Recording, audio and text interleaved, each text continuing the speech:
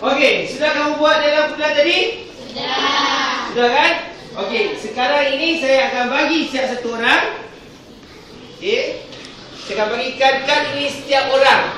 Dan setiap orang akan menjawab soalan berikutnya dengan menggunakan kad ini. Boleh? Okey, mari kita tengok.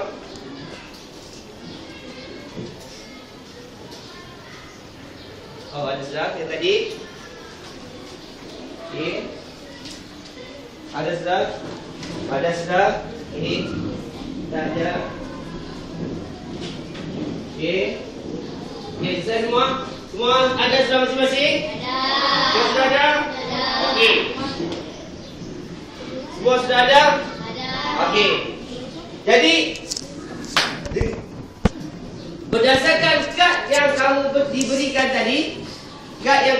diberikan tadi, cikgu mau kamu jawab soalan yang berikutnya. Soalan bahagian B yang soalan nombor 2 yang berikutnya menggunakan kad SPS ini. Cikgu bagi masa dalam 5 minit untuk kamu jawab.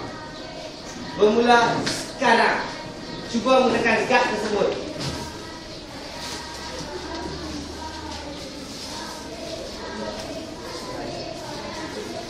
Okey, cuba jawab menggunakan kad tersebut. Cuba jawab. Adakah senang ke tidak? Jadi kita semak jawapan-jawapan anda.